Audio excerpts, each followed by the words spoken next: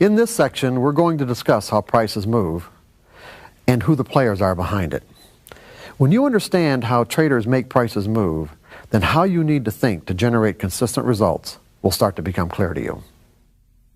Okay, where we're going now is that I think what I said when just before the break is that when you guys understand the nature of price movement and how any technical methodology that's based on a mathematical formula or a price pattern interacts with that movement, when you understand that relationship, how you need to think will become self-evident. Do you remember me saying that?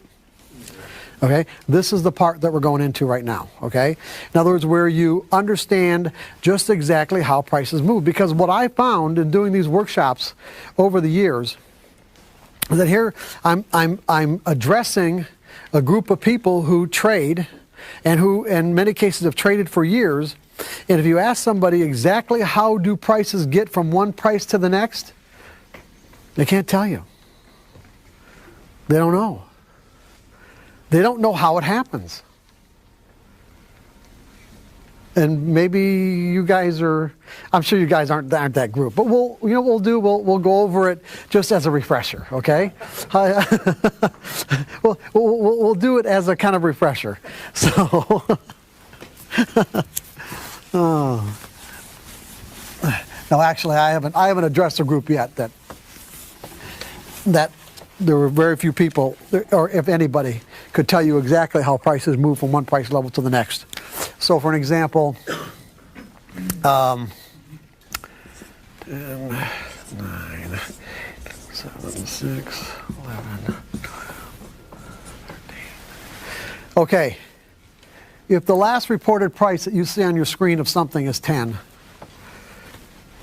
how does it get to 11? They asked 12. What? They asked 12. Who's they?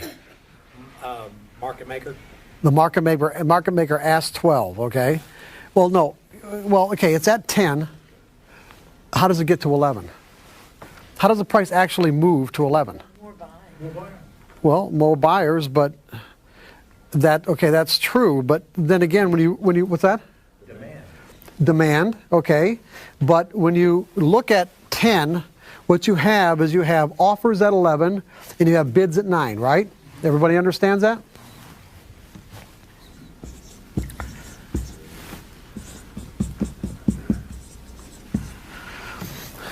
Okay, now, there's only two ways that anybody can make money in this business. There's only two possible ways, no matter what strategies you're employing, no matter how elaborate they are, no matter how simple they are. You have to be able to buy something at a low price and sell it back at a higher price, or sell something at a high price and buy it back at a lower price. Are we in agreement on that? And would you also agree that everyone that trades is trading to make money? Yes. In other words, I'm going to say that there isn't anybody who puts on a trade that does so knowingly and consciously thinking it's going to be a loser. In other words, when they go into the market and say, my purpose is to lose money. Okay, you guys with me on this? Now, if the only way that you can make money is to buy low and sell high, or sell high and buy low, and the last price, posted price, is 10, which represents the value at that moment, then what's low? 9 is low. And what's high? 11. What's the only way that it can get to 11? Somebody thinks 11 is a good price, meaning that they have to buy high relative to the last price, right? So for an example, so basically what this also means is that all the offers have to be taken out at 10, do they not? Anybody who had an offer in at 10 that wanted to sell at 10 will get filled, and all those offers have to be taken out for the price to go to 11. Correct? And of course, and for the price to go to 12, all the offers that exist at 11 have to be taken out so that someone could actually bid the price up to 12. For prices to move, somebody literally has to bid the market up. Or for prices to go lower, it means that someone has to offer it lower. Now, if the only way that anyone can make money is to buy low and sell high and buy low, why in the world would anybody bid the market past the last posted price? Conviction. Because he they thinks he got a winner. Conviction, exactly. Conviction. In other words, what you have is a situation where on every trade that exists, there are two people on both sides of the trade. Even in stocks, there's even someone who's selling a stock, not like a commodity where in a futures contract or an options contract, there's two people on both sides of the trade. There's a buyer and there's a seller, and the next tick is going to make one of them a winner and one of them a loser, right off the bat. If you and I enter into a trade at 10, okay? We enter into a trade at 10. It means that you, in essence, if you're the seller, let's say you sold them at 10 and I bought them at 10.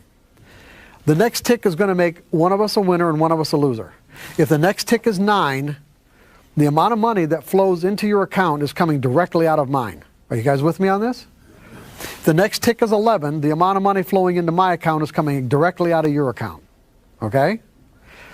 So basically what you have is you have two diametrically opposing beliefs entering into every single trade. Every trade that is made, there are diametrically opposing beliefs about what the future is going to be. So again, I'm going to say, what would cause anybody to buy high or sell low?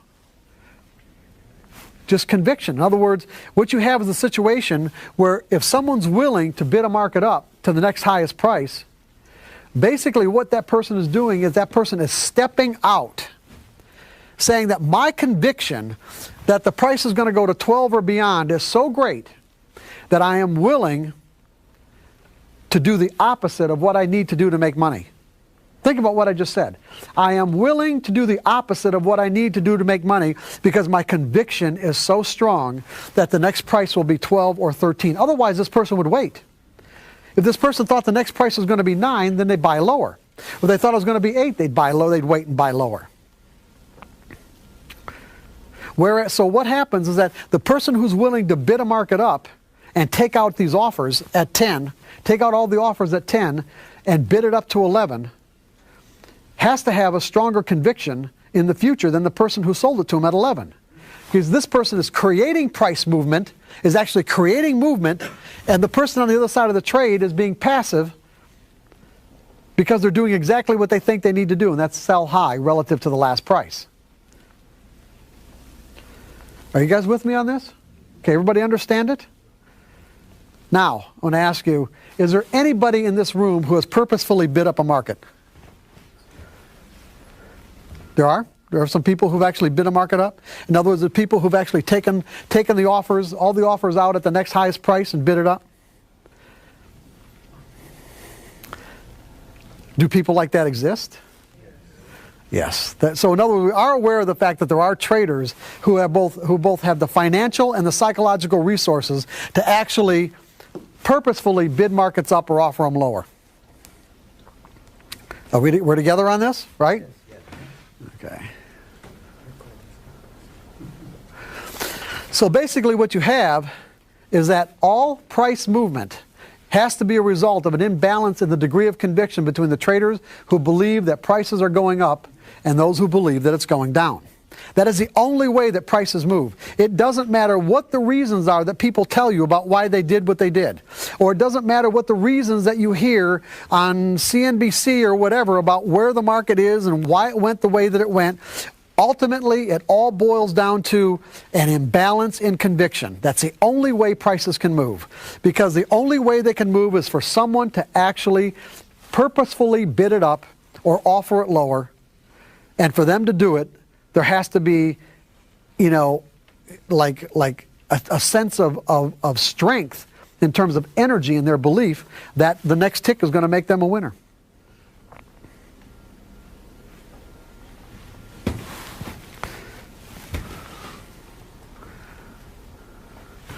Okay, so we basically, does everybody understand? Everyone's with me on this. All price movement is a result of an imbalance in conviction between the buyers and the sellers. Every trade that's made, there's somebody on both sides of the trade that have diametrically opposing beliefs. You're always having, with every single trade, there's always a clash. There's always a clash in wills and a clash in belief in terms of what the next tick is going to be or what the future holds. We've got two people entering into, in a sense, an agreement by making a trade, but both of those people have diametrically opposing expectations of the future. And one of them is willing to say, hey, you know what? My expectation is so great, is so strong, that I am actually willing to do the opposite of what I need to do to make money and bid a market up. Now, there are traders who will do that. I call them dynamic traders. They are the people that have, like I said, both the financial and the psychological resources to actually bid markets up. What the typical, and what I'm going to call everyone else, passive technical traders, okay, they've got dynamic traders and passive technical traders. What the typical passive technical trader doesn't really, I'd say, really not aware of or think about is the fact that the only way that they will find themselves in a winning trade is by the actions of the people who are willing to bid a market up and offer it lower. That's the only way that it happens.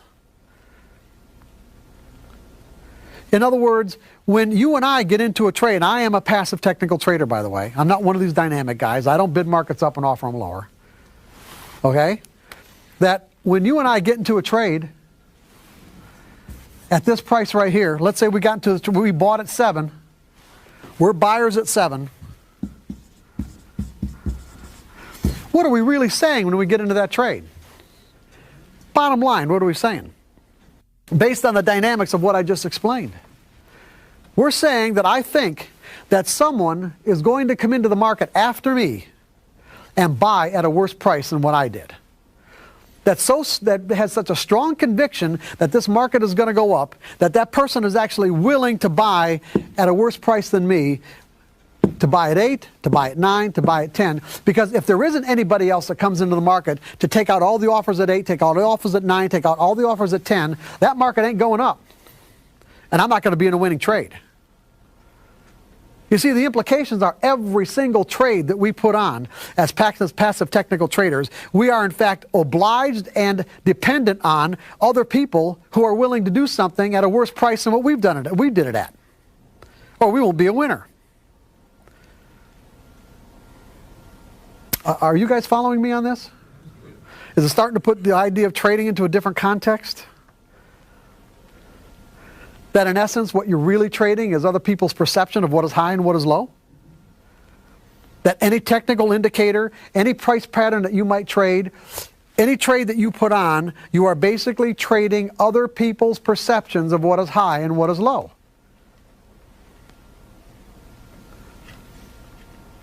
Now, when you think about how well you might know other people's perceptions, you think about it in that context, it might not make a lot of sense to get so fixated on staying in a trade that isn't working.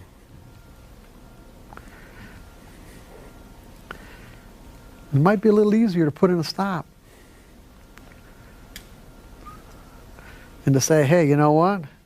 If people aren't coming in to buy at a higher price than me, I'm going to give them this much room from here to here, and if they don't come in, I'm out of this trade. I'll just go to the next one.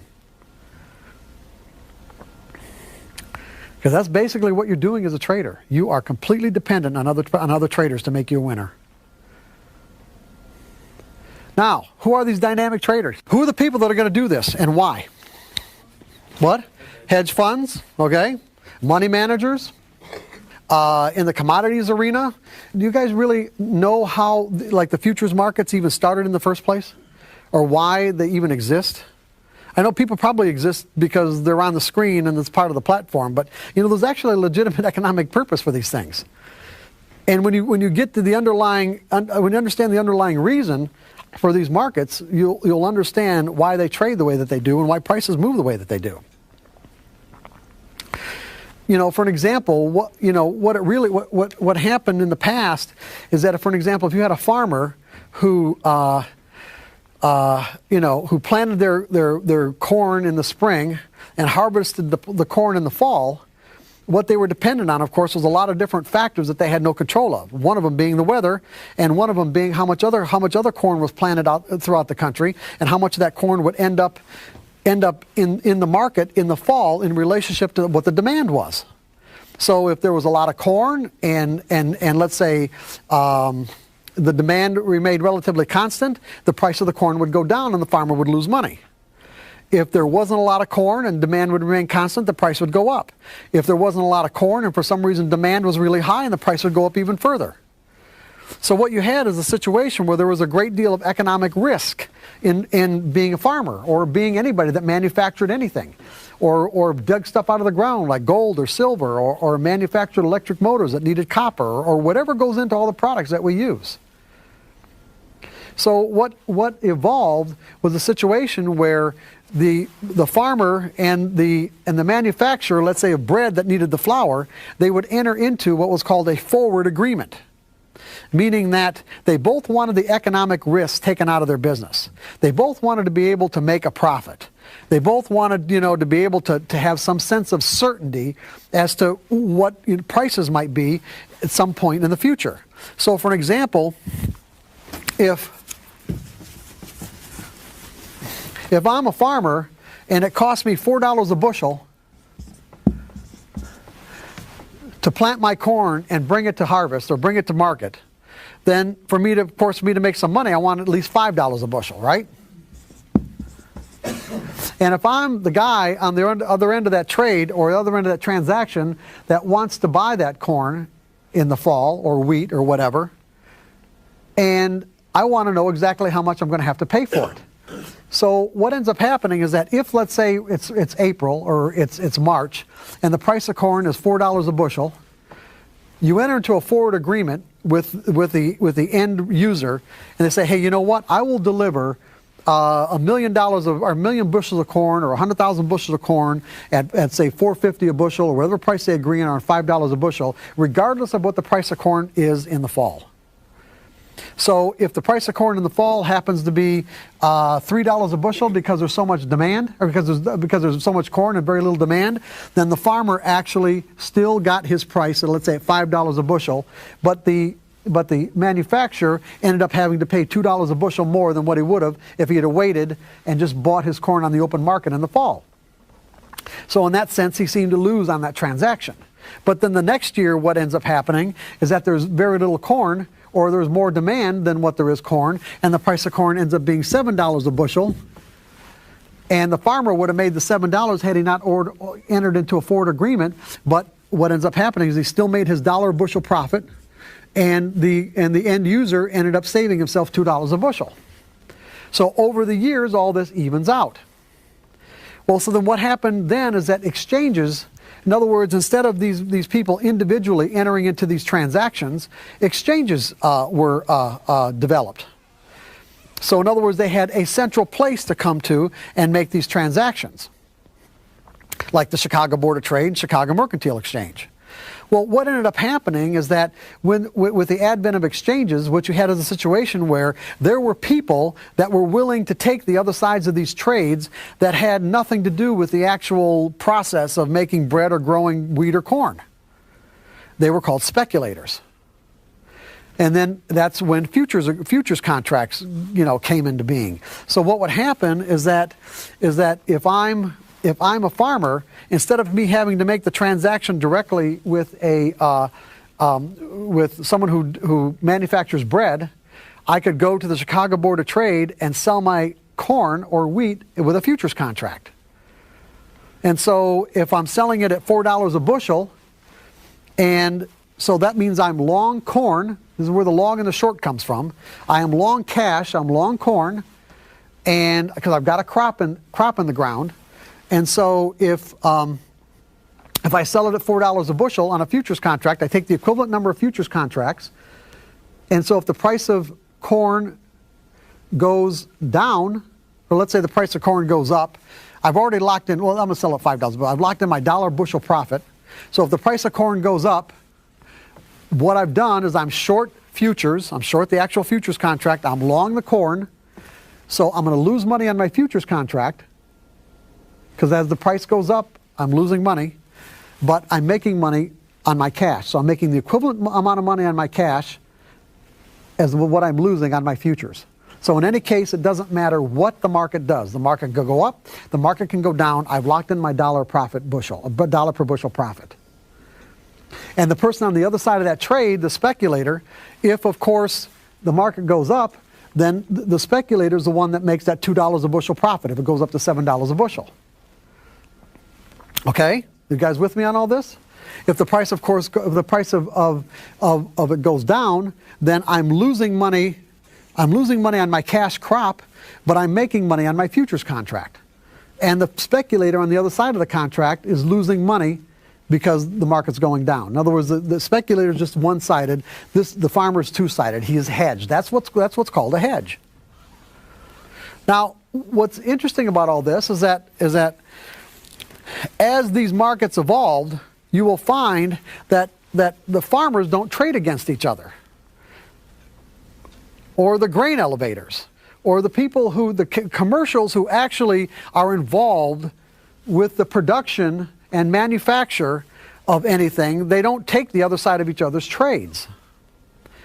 What they do is they want speculators to take the other sides of their trades.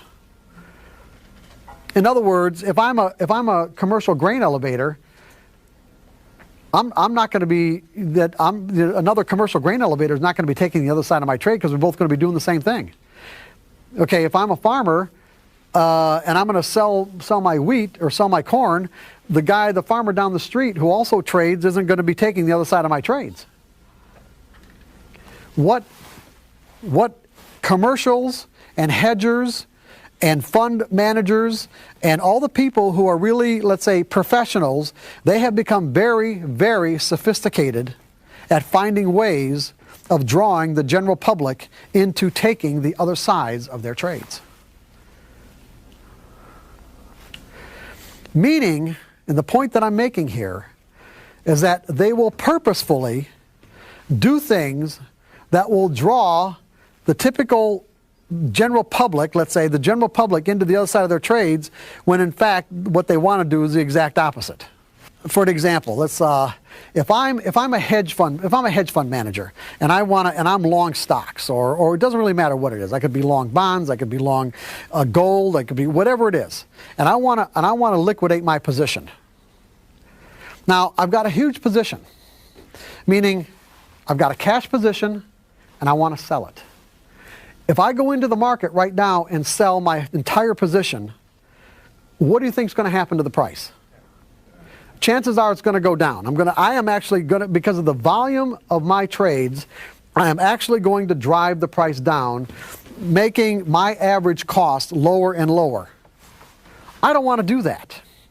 I don't want to, so for an example, if I come into the market and I say, hey, you know what, I've got 10 million shares of this and that to sell, what's going to end up happening is that those 10 million shares are going to end up taking out all the bids, all the prices down, take out all the bids until you find a spot where it can't take out, where the size of the trade cannot take out any more bids and the price stabilizes. Okay?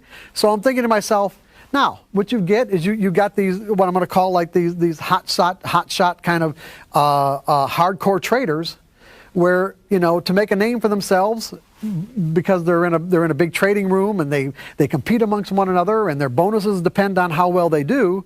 What if they did something like this? I'm looking at a price chart. Let's just say they could be daily bars or whatever. Okay, and this is like a swing high, swing low, okay? Now, interestingly enough, as we're talking about this, I want to make a point about what does this price represent right here, and what does this price represent right here? What?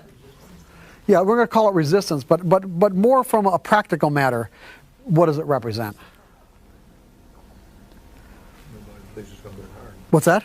Nobody believes it's going to go higher. Ah, yeah. In other words, there wasn't. Now, you're right. He said that nobody believes it's going to go higher. It represents there wasn't one person in the whole world, that was willing to bid the price one tick higher. Not one. Up to this point, there could be any number of people who were willing to bid it higher. But it got to a certain price level, and there wasn't one person left in the whole world that would bid it higher. This, by the way, is one of the reasons why technical analysis works, is because the market has a memory. This is why technical analysis works. The market has a memory. Because when the market came back down, you formed a swing low, came back up to this high, there were people who made money by selling this high. There's a good chance those same traders are going to come back into the market and do it again. As well as there are people who lost money by buying that high. Because for every trade that was made up to this last price, there was a buyer and a seller.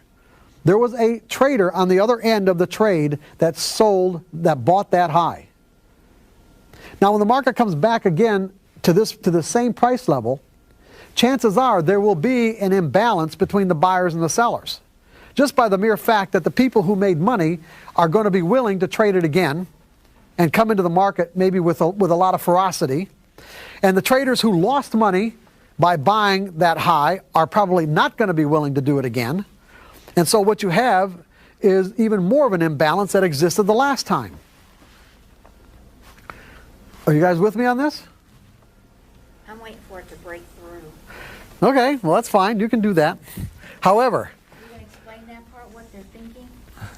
no, I'm not going to really the most I'm going to do is get into what we're just doing right now, because this is not, this is not a course in technical analysis. I mean, and it doesn't really matter anyway, because you guys are trading off of mathematical formulas and not doing subjective trading. So, and this would fall into the category of subjective trading. Subjective trading also is the equivalent to like who watches Texas Hold'em tournaments like on TV? Anybody? Come on, give me more of a show of.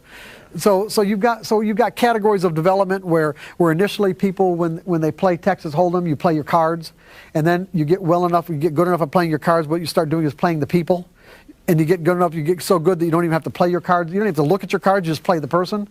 That's the equivalent to subjective trading. Okay, what you're doing is you're using a process of deductive reasoning to determine who's thinking what and what they're likely to do. Okay. And the only reason I'm giving you all this information and making this point is so that you understand with no uncertain terms that there is a whole category of traders out there, people out there, traders, people who have both the financial and the psychological resources to bid markets up and offer them lower. And what's the point that I'm making? The point that I'm making is that any particular technical methodology that you use to determine a pattern is present that gives you a higher probability of one thing happening over another, until you can get into the minds of the people who actually move prices, you will never know for sure what's going to happen next. The only people that know for sure are the people who are willing to do it. And that's what you got to burn that in your brain. You will never know for sure what's going to happen next, unless you can read the minds of the people who are going to do it. And there are people who will do it. And they do it all the time. That's the only way you end up in a winning trade. Most of the time when you end up in a winning trade is because of what these other dynamic traders are doing. So to convince you that there are people who are willing to do this, if I'm a hedge fund manager and I've got to unload a huge position and the market happens to be sitting right here in relative to this chart pattern, how might I maximize my profits? What might I do? Now remember, I've got to sell. I'm going to be a seller. But what might I do to make sure that I get the best price? What? Drive it up and sell. Yeah, drive it up. In other words, I will do the opposite of what I want to do to get a better price. And I will drive it up. But how much risk am I taking by doing that? Probably not a lot. If you're selling just a little, drive it up and sell a bunch coming back down. Well, yeah, I mean, if I drive the price up by taking out these offers and then bidding up, taking out an offer, in other words, I can look with depending on the kind of software I have, I can find out what depth, the depth of the market, meaning that and I'm not saying these are hard offers because people pull their offers all the time, but I can look at this, I can look at this high and I say, you know what? How much money might it take for me to drive the market from here to just past these highs right here? How many offers do I have to take out to do it? Just tally it up. Just tally it up and see if you want to spend the money. Because in essence, how much risk are you actually taking? See, by driving it up, what you're doing is you're increasing the asset value of your portfolio. So in that sense, you're not taking any risk. You're actually making money. If I continue to drive the price up, I am actually making the trades that I made down here winners. Every tick that I drive the price up, I'm making myself a winner on the trades that I made at lower prices. To actually drive a price up because you are making yourself a winner at the prices that, what you bought at lower prices. If, for an example, by me driving this price up, it draws other people into the market, that will help, will it not? Because it creates more of an imbalance. Now, that's the real thing. What I want to do is I want to get more buyers into the market. And the reason why I want to get more buyers into the market is so somebody is there to take the other side of my sell orders. Because that's ultimately what I'm doing here. What I'm doing is I want to sell. So what I'm doing is creating a bigger pool of orders to come into the market till I can sell into, so that my sell orders don't drive the price down. And so I will purposefully do the opposite of what I want to do, ultimately, with respect to my position. Now, the reason why I'm selling has nothing to do with this chart pattern. Absolutely nothing to do with the chart pattern itself. I'm just using the chart pattern as a means to maximize my profits. Now, what if I managed to drive it up to resistance? Chances are there's going to be a lot of sell orders coming in that I'm going to have to compete with. That's a risk that I'm taking here. But what if I can drive it a little past that resistance? What I'm going to have is a situation where all the people, the other traders who sold at this level right here, that came into the market because it was approaching this previous high, they're going to put their stops a little bit above the market. Now, what kind of stops are they going to be? They're going to be buy stops. If they sold to get out at a loss, they have to be buyers. If I can drive the market to those buy stops, I have given myself an instant pool of orders to take the other side of my trades and get me out at maximum profits. This is typically what you see in a chart pattern as a false breakout. Because what will end up happening is that as soon as my order hits the market, it's so large, and then because there really weren't that many other traders that were willing to continue to bid the market up, what it'll do is it'll take out all the bids and then drive the price right down. That's called a false breakout. It's being done at different time frames all of the time. To do this, you have to have a large enough position so that when you drive up your cost basis, it's incrementally small compared to where you really are today. Yeah. And then, as you said, you get up to either you do it below that resistance, hope you break above, and then you just dump your shares. Right. Right. Thank you. Now, like I said, this is. Did anybody ever wonder why, like you have a really strong bull market or a really strong bear market, and the market seems to open up in the morning, like in bull markets it opens lower, and bear market opens higher? Like, why does that happen? Well, what's the deal with that? What do you think's going on? You ever heard the term shaking out the weak longs and the weak shorts? That's what dynamic traders are doing. They're shaking out the weak longs and the weak shorts. In other words, they're taking their spot. Because what you have in a bull market is you have, people that, as the market's going up, this is a daily bar, but if we made it an intraday bar or whatever, as the market is going up, they're buying, people are buying, but they're not like really confident about what it is that they're doing.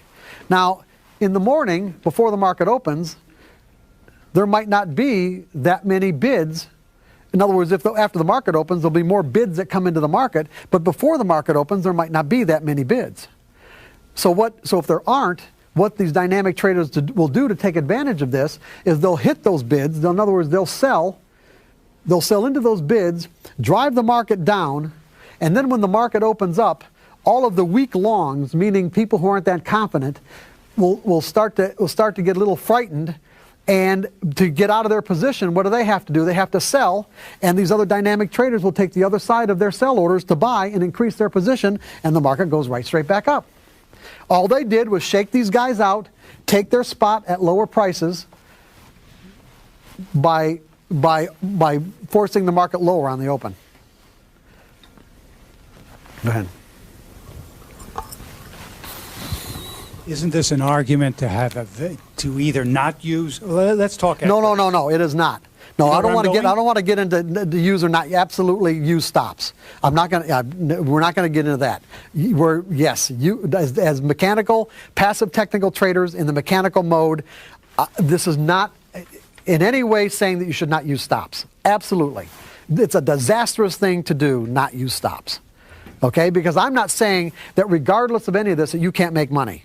All I'm doing is giving you examples that there are people out there who will drive prices up and offer them lower, that they have the psychological and financial resources to do it. And the reason why I'm making so much emphasis is that the typical passive technical trader would never conceive of actually bidding a market up. And so as a result, it's very difficult for you to think that anyone else can do it either. When the reality is that's the only way in many cases you're going to make money. And so the point that I'm making is that you're trading off of a mathematical formula. Literally, you're trading, and this mathematical formula, what technical analysis does is it gets into the collective models that are applied to it. There are actual patterns that emerge, that repeat themselves over and over and over again, that you can identify with mathematical formulas or with these visual price patterns. But the problem is that there's no mathematical formula that can get into the mind of the individual traders who actually are driving prices up or offering them lower. But if you don't know that, you somehow or another, if you're trading on a smaller time frame, and you get a little pullback right here, okay? And based on that pullback, your methodology says, okay, it's time to buy. And you do. And you do it just before this hedge fund manager comes in and starts driving the price up. See, you're going to think that the reason why you won is because that your mathematical formula told you what was happening next. And that was the reason why it happened. What I'm saying to you now is that there almost isn't any reason that you could come up with, whether you won or lost, that would correspond to what really happened in the market. You hear what I just said? There's almost no reason that you will come up with to put on a trade that will ever correspond with the actual reason why the market went up or the market went down, other than the fact that there was an imbalance in conviction between buyers and sellers. Because the people who do this will not tell you unless it's in their best interest to do so. And the people who report it in the news agencies, they don't know either. They're making it up. They make up the reasons because they sound reasonable. They are paid to sound reasonable. And there's no way to verify what it is that they say.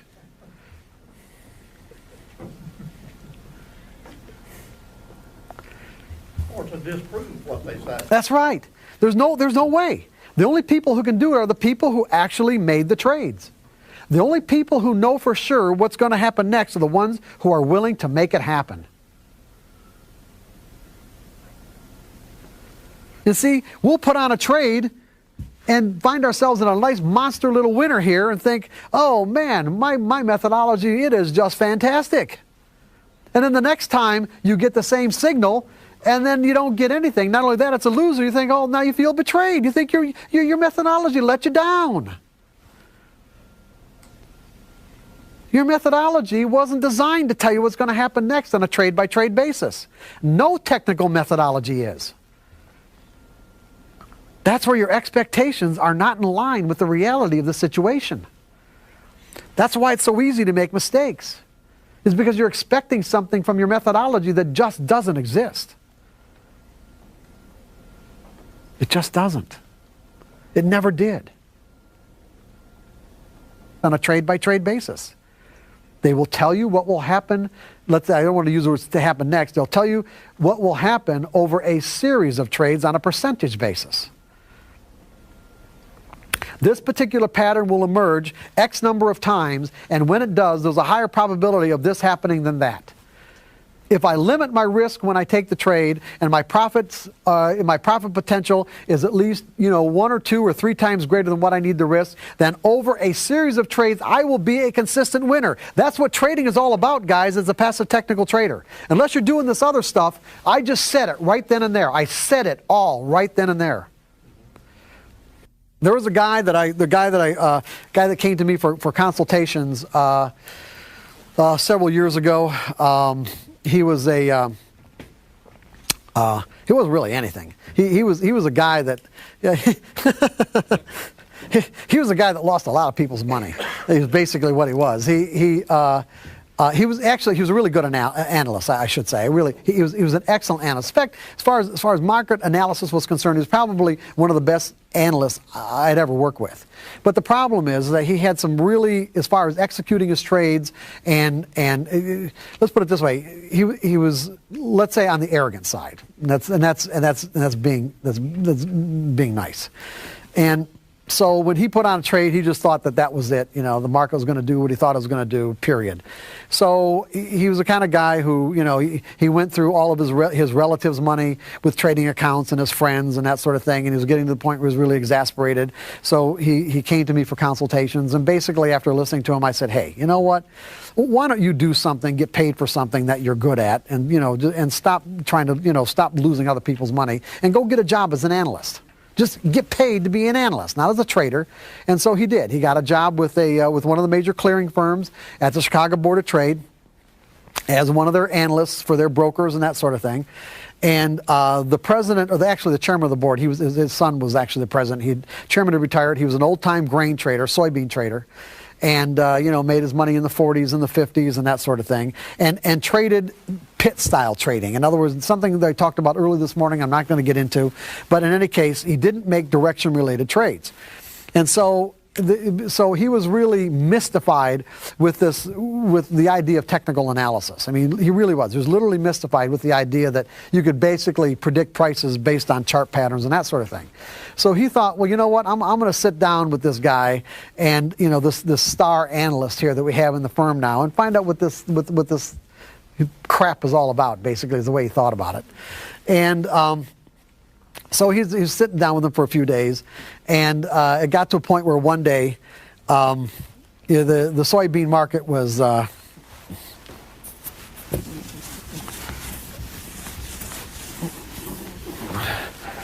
soybean market was basically trading in a range, about the middle of a range between what the analysts projected as the high of the day, not just the high of the day and the low of the day. Okay. And so the market drifted around, maybe did a little bit of close to a test of the high, and it's coming down to the low, and they're both sitting there and they're both watching it right now. And the chairman of the board, the soybean trader, old soybean trader, says, "Okay, so this is going to be the low of the day right here, right?" The guy said, "Yep, that's it. Gets that price, it's the low of the day, low of the day."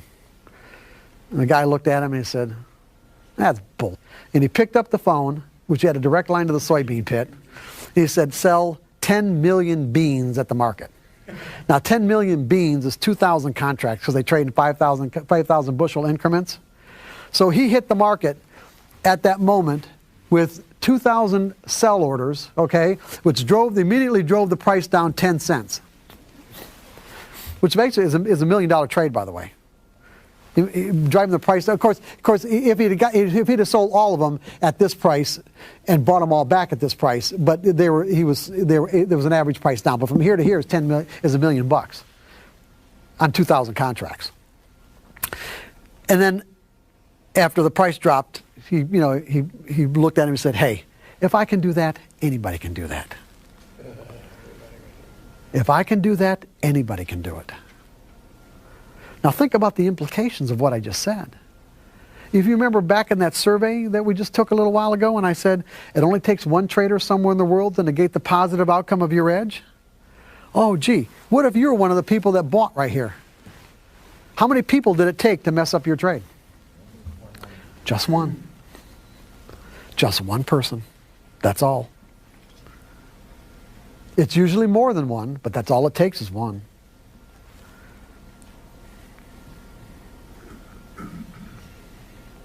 You guys starting to get the idea?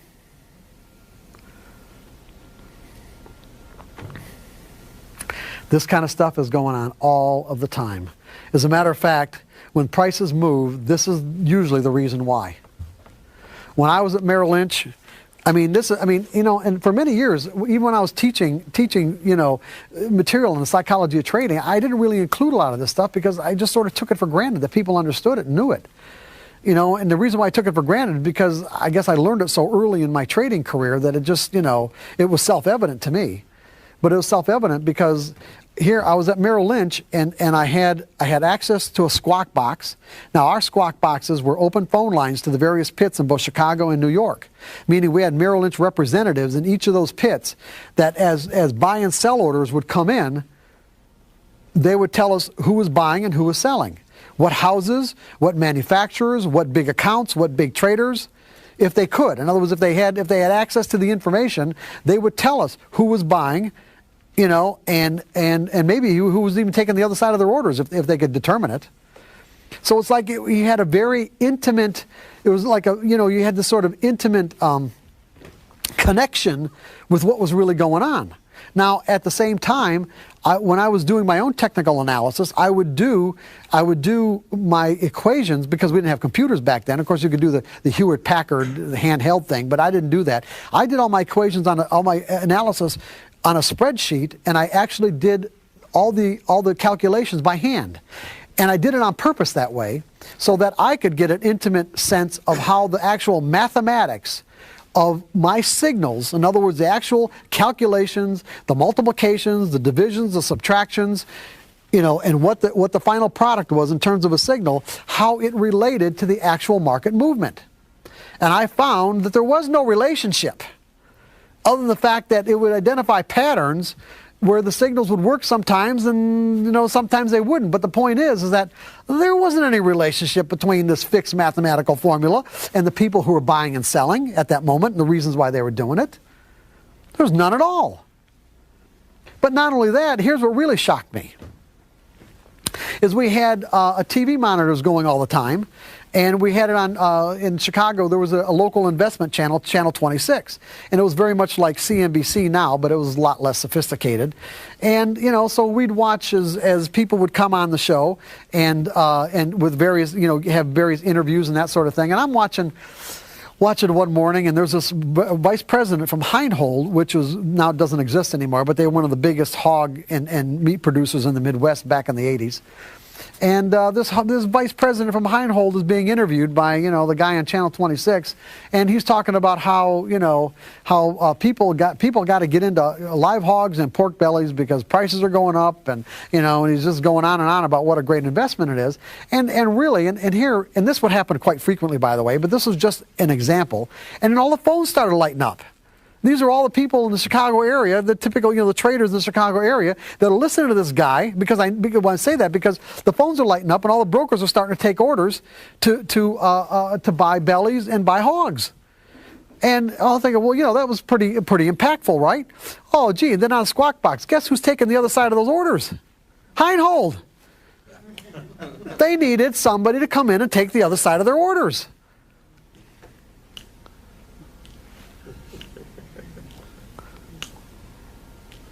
What does a mathematical formula have to do with that? Now, as it just so happens, if my math is working in a way where I happen to get in at that moment, I end up in a winning trade, well, that's great. But that doesn't mean I can rely on it to do the same thing the next time.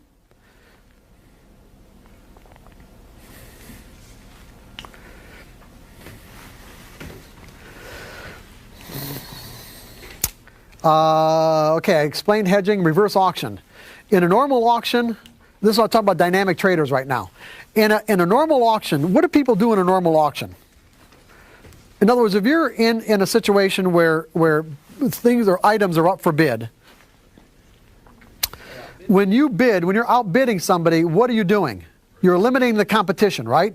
In other words, by bidding higher, you're hopefully eliminating anybody else who'll bid higher than you. Hedgers and commercials and dynamic traders create what I call a reverse auction. They'll bid a market up or offer it lower to try to attract the public into the market. to take the other side of their trades. You guys with me on this?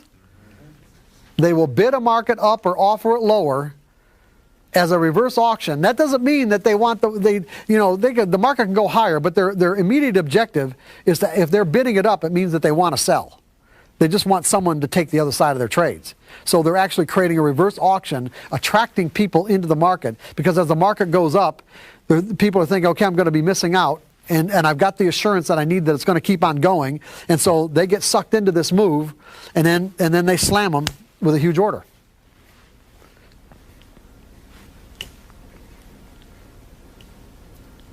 Now, see, I had intimate contact with all of that at Merrill Lynch. I really, not only that, I mean, because I knew the floor traders, I knew many of the floor traders who actually created the movement that particular day. And there were a number of times where the movement was significant and they were fast markets and enough to attract the media to the exchange, and they put a microphone in front of their mouth, and they definitely would say something that was palatable to the public. In other words, what was reasonable. I can guarantee you that the reason why they did what they did during the day had nothing to do with what they said. Nothing. There was no relationship whatsoever.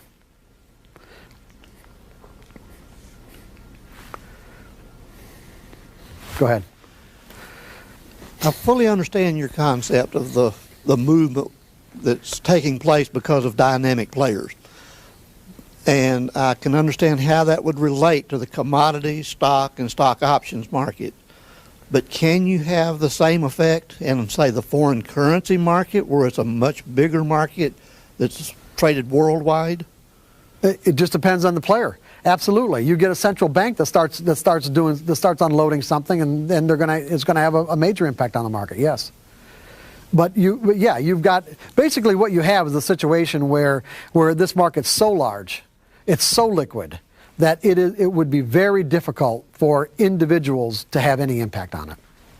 Is that what you're saying to me? Is that what you're... Well, I wasn't necessarily limiting it to individuals. I mean, even a central bank on the world market, could they have that kind of an impact? Well, it's what I call the pebble in a pond effect. Okay, they might not have enough impact initially. Okay, to do something. Okay, to have that meaningful, to create that meaningful of a price move. But you've got a pebble in a pond, which is the way a lot of prices move anyway, because it's like what you got is you drop a pebble in a pond. Well, if it's it creates waves, does it not? Okay, and what I found is that, especially with floor traders, and really the same kind of dynamics work even with off the floor traders in the general market itself. I found that what you had is that most floor traders did not know what they were doing, in the sense that they didn't have a real good reason for buying or selling at any given moment, other than the fact that they were following the lead of other people who they thought did have an idea of what they're doing. So what ends up happening is that what you've got the guy, the trader who's confident, knows exactly what he's doing, why he wants to do it, and does it. And then you've got all the other guys who are, let's say, in the pit, okay, who are closest to this particular, this guy might be on this step right here, who are closest to this guy, that will mimic what he does. And then what it does is it starts spreading out. And that as word gets out, okay, the guys at the farthest end up getting prices that are greatly diminished in relationship to this particular individual. But the point is, it's kind of like the pebble in a pond. A central bank could create the same thing.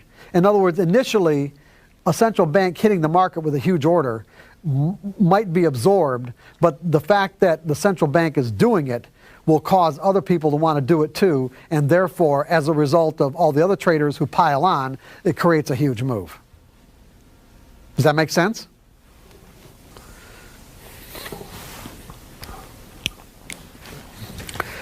Okay, we're moving right along here. Okay, dynamic traders, okay, players. They know and understand the mindset and behavior patterns of the crowd or herd. They basically refer to the general public as the herd, and they are the herd masters. Okay, they are the herd masters. Whenever possible, they will use that knowledge to move prices in a way that will extract the most amount of money from the largest number of traders. That is their mission. That is what they do. characteristics of passive technical traders? They're usually mystified by price movement. Would that be a fair characterization? Okay, they wouldn't think about trying to cause price movement. As a result, they typically can't conceive of anyone else doing it either. They're typically drawn into trades based on an opinion about the attractiveness of the price or stampeded out because of fear. The passive technical trader's objective is to find himself in a winning trade without any intent to move prices. Now think about what you're doing. You are trading in a way where you want to find yourself in a winning trade, but absolutely wouldn't even think about moving prices to do it. You're completely dependent on someone else doing it for you. To find himself in a winning trade, he's dependent on other traders to be willing to either buy or sell at a worse price than himself to create movement in his direction. The typical passive technical trader is expecting other dynamic traders to make him a winner when they usually have little or no knowledge, insight, or understanding about how dynamic traders operate. Would that be fair? The typical passive trader does not realize it only takes one dynamic trader somewhere in the world to negate the positive outcome of his edge. Is that a fair statement now? Does anybody want to argue with the statement anymore? And I'd say anybody did in the first place, but there are some people who raised their hand and said that that wasn't the case. Is there anybody that's not convinced about this? Seriously, I want to know. And we're not going to get into a fight or anything, but you know. Okay, the characteristics of technical analysis. Now what we're going to do is we're going to take what we now understand about the nature of price movement and look at the nature of technical analysis to just see what we got here, okay? See how well it meshes. Okay, technical indicators define, identify, and organize market data, the up and down ticks into understandable patterns. Are you guys with me on this? The patterns are observable, quantifiable, meaning they can be measured, and repeat themselves with statistical reliability. And really, while I'm doing this and while we're going through this, I want you guys to really keep in mind that just because I explained the underlying characteristics of dynamic traders and people who can actually move the market and do it all the time, in fact, when the market's moving, they're the ones who are doing it. It's not you or I. The only time you or I move the market is when there's an overabundance of market orders coming into the market from passive technical traders. Because a market order does what? Okay? If the last price is 10, we've got 9, we've got 11. Okay, what's the market? The last price is 10. If I want to buy, the market's actually 11, isn't it? That's the market, because that's where the offers are. The offers are at 11, so that's where I'm going to get filled. I'm going to get filled at 11. Well, if there's so many market buy orders coming into the market, and all the offers are taken out at 11, then that means the next price up where there's offers are 12, and that's where I'm going to get filled.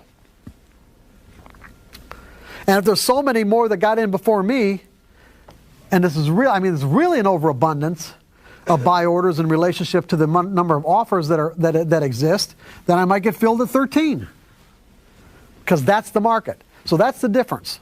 You've got an overabundance of passive technical orders coming into the market that will drive it up, or you've got dynamic traders who are doing it purposefully. And when they're doing it purposefully, I guarantee you they got a good reason for it. They know what they're doing. I'm not saying it always works, but they know what they're doing. And it doesn't mean that you can't take advantage of it. It doesn't mean that you can't make a consistent income, even a really good consistent income with your technical methodologies. You don't even have to understand all these subtle dynamics of market or price movement to be able to take advantage of it. All you've got to do is be able to trade your edge and follow your plan. I just want you to understand that when you understand what's going on, you will be able to trade your plan, because you won't be putting so much emphasis on things that don't have any relevance. Like expecting this next trade to work just because you got a signal.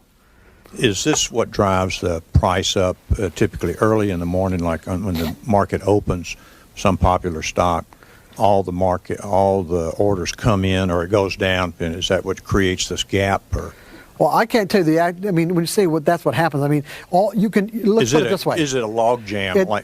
You can always break it down to one fundamental reason. The only reason that really there is. There's an imbalance between buyers and sellers. Price movement is always the result of an imbalance. Because when there's balance, there's no movement. Right. It's that simple. Right. If there's balance, there's no movement. Prices do not move when there's balance. There has to be an imbalance for people to bid it up or offer it lower. And if people aren't actually bidding it up in this example, we don't see the reason why I can't answer you exactly is because I don't know if it's actually being bid up purposefully by somebody or it's because there's an overabundance of buy orders in relationship to the amount of offers. That's what I don't know. Okay?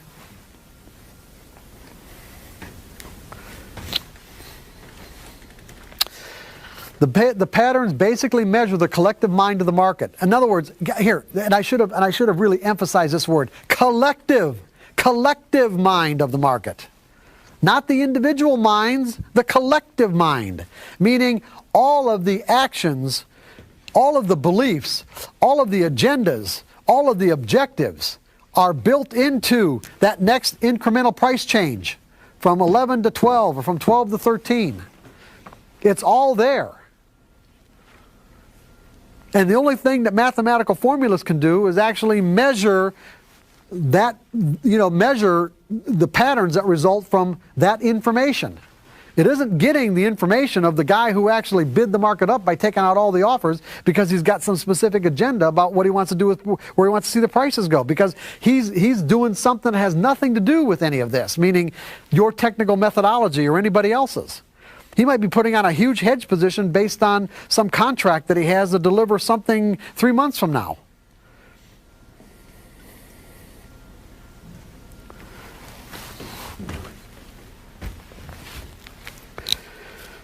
So collective mind of the market, indicating when there is a higher probability of one thing happening over another, represented as an edge.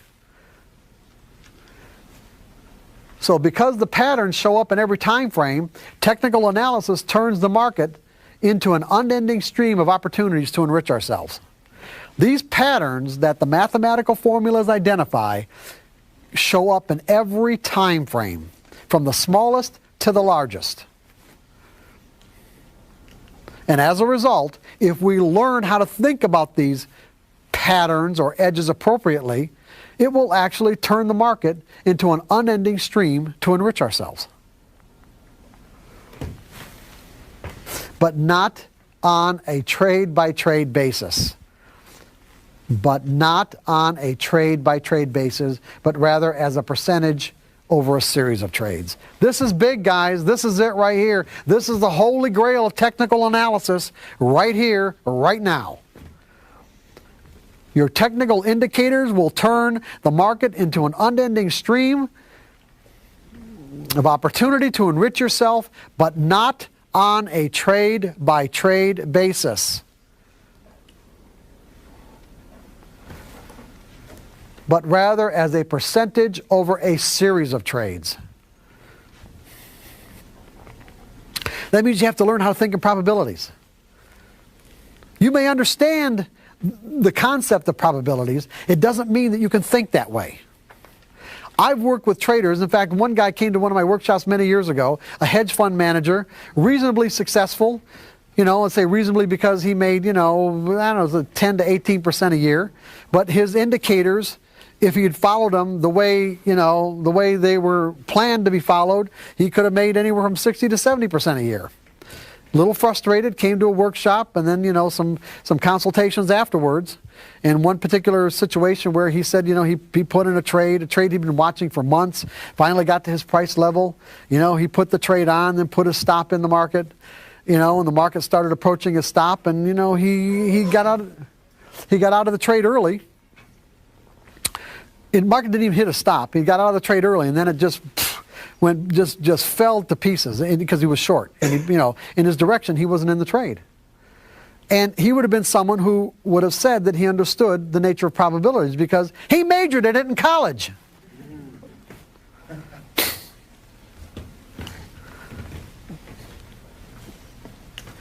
But he did not do the sufficient amount of work to train his mind to think in probabilities at a functional level.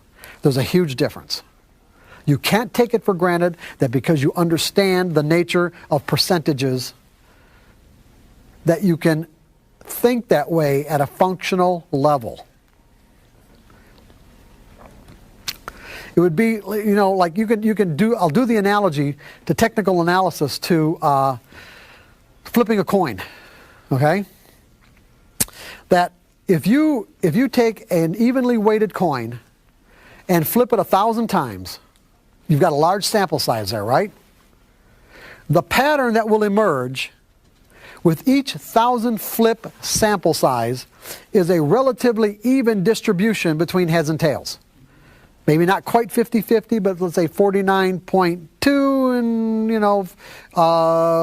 49.8 or something, whatever. There might be a little bit of more variance there. But in any case, that will be a pattern. See, that's a pattern.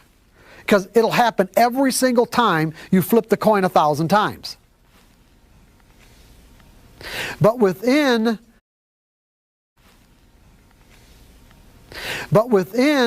that 1,000 flip sample size, is there any way, since you're going to get an even distribution between heads and tails, is there any way that you can know for sure which individual flip is going to be heads and which individual flip is going to be tails? No. You could get 10 flips of heads in a row and be absolutely positive the next one's going to be tails, and it could come up heads again. And even though you can have all these streaks of heads and tails, in the end, they're still going to come up 50-50.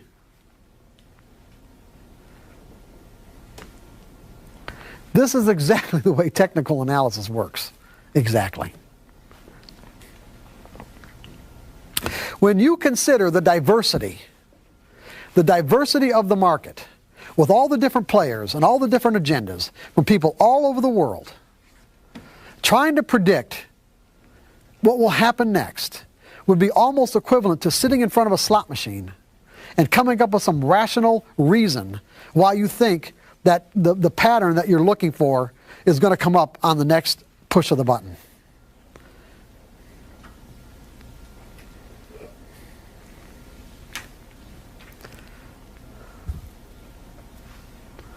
It wouldn't make a lot of sense, would it?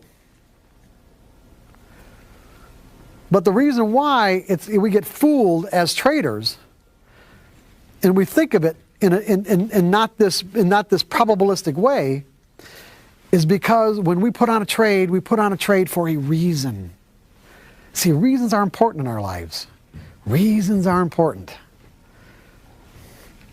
We put on a trade for a reason. And see, the problem is that when the trade works, we just naturally think our reason was right. What I'm trying to do here is help you disconnect any reason that you put on a trade with the reason why it actually moved. Because like I said before, there's almost never a relationship. There's almost never a correlation.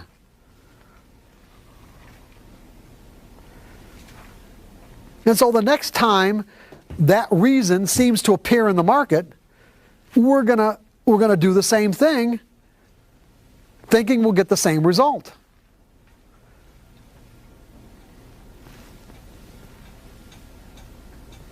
And then when we don't, we feel betrayed. And then the next time the reason comes up, we're going to be a little hesitant. And we might not put it on at all. We'll try to find additional reasons why this trade will work. When the reality is there isn't any reason you're going to be able to come up with that's going to assure you of anything. Unless the reason you're coming up with is the people who are actually going to bid the market up or offer it lower. And they tell you what they're going to do and why. Ultimately, there's only one reason why prices move. And what would that reason be? Come on. Imbalance of buyers. Yeah, an imbalance in conviction. That's the only, and what technical analysis does is it finds patterns in that imbalance, okay? Technical analysis finds patterns in the imbalance. Where there's momentum in a direction. It's still not going to tell you what's going to happen next. Technical analysis doesn't, nor can it get into the minds of any particular individual trader who has both the financial and psychological resources to either move prices or defend certain price levels. And traders will defend price levels, by the way. There are dynamic traders who will actually defend a price. Is it reasonable to expect the fixed criteria that make up a mathematical formula to stay consistent with a dynamic event that's in perpetual motion on a trade-by-trade basis? What's the answer to that? Well, what is the answer? No. Come on. No! No, it is not reasonable. No, it is not.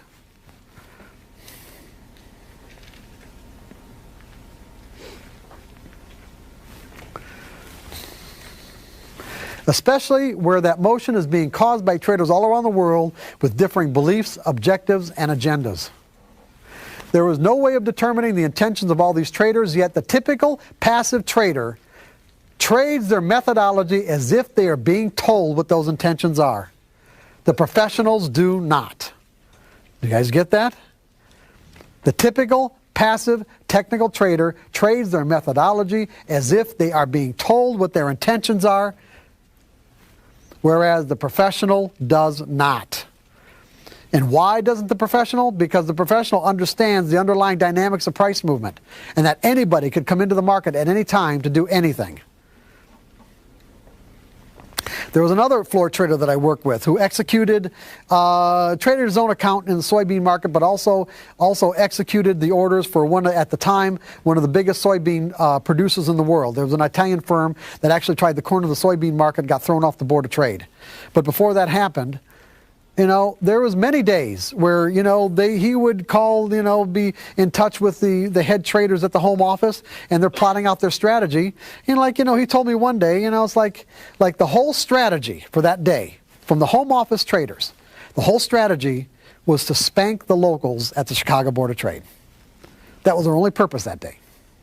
They were going to suck the locals into a trade, and they were going to try to wipe them out.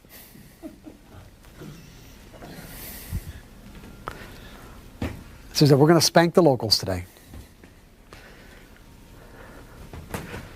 Now, your mathematical pattern, okay, you happen to get a buy signal, ends up to be a big winning trade. You think it's because a couple of lines crossed, no matter what it is, whether it's stochastics or wise trade or whatever, it doesn't really matter. It had absolutely nothing to do with the reality of why the prices moved. Nothing.